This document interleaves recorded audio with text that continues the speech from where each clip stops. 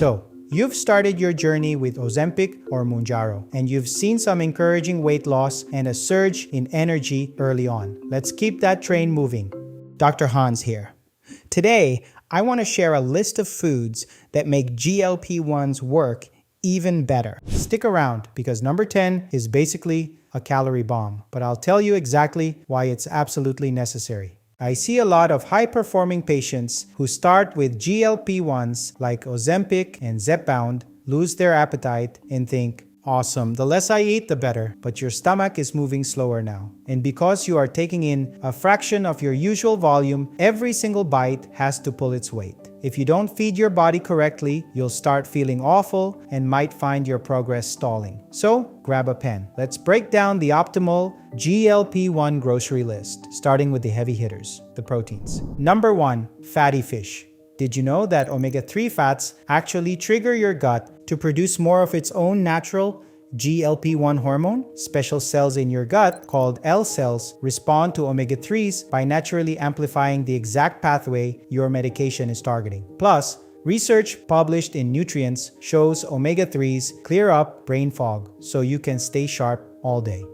Number 2, eggs. When you can only have a few bites, 2 eggs can give you about 12 grams of complete protein. They have every essential amino acid your body needs to rebuild itself. Number 3, lean meats. Not the most exciting, but when we talk about maximum protein for minimal stomach space, chicken breast and white turkey slices are the undefeated champions. Number 4, beans and lentils.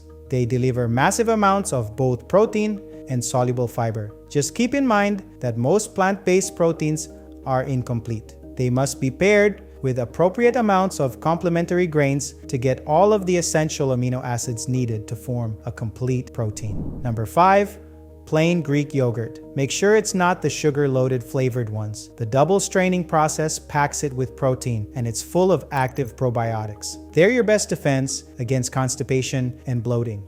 Notice how the first 5 foods are all protein? The clinical step trials for semaglutide showed that up to 40% of the weight people lose on these medications can actually be lean muscle mass. Muscle is your metabolic engine. It protects your joints and keeps your blood sugar stable. So prioritize your protein intake and make sure you don't negate their benefits. The best way to prepare these proteins is by grilling, roasting, poaching, or air frying. Number 6. Complex carbs. We're talking about quinoa, brown rice, and steel-cut oats. They help ease digestive issues, enhance natural satiety pathways, and stabilize blood sugar levels. However, because GLP-1s dramatically slow down your stomach, you must approach fiber strategically. Be mindful of your portions. It also helps to take a brisk walk after consuming carbs to minimize the blood sugar spikes. Number 7, low sugar fruits. Go for different types of berries,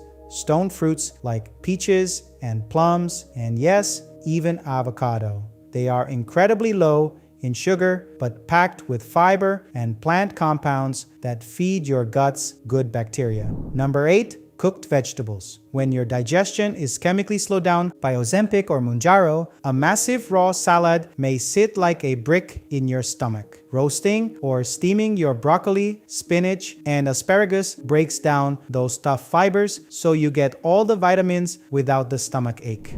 Number 9, non-sugary beverages. Think plain or lightly sparkling water, green tea, black coffee, and herbal teas like chamomile, hibiscus, rooibos, and white leaf tea. Avoid highly carbonated drinks that cause bloating and don't overdo the caffeine. Why is hydration critical? First, GLP-1s may cause nausea, vomiting, and constipation. Dehydration will severely worsen these symptoms. Second, studies have shown that severe dehydration on these meds drastically increases the risk of acute kidney injury.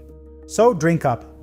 Number 10, flavoring fats. We're here. I affectionately call these oils flavoring fats. We add them to food to make it more palatable. These are calorie bombs, so use them sparingly. Choose ones that are nutrient dense, like olive oil, coconut oil, and even organic grass-fed butter. They have a critical role in nutrient absorption. Some vital nutrients, particularly vitamins A, D, E, and K, need fats to be processed by the body. And when your food intake drops drastically, every nutrient from each morsel counts to fuel your body. I want you to treat your nutrition with the same rigor you apply to a major project rollout. Ask yourself, are my meals protecting my most valuable asset? Which of these 10 foods are you adding to your plate this week?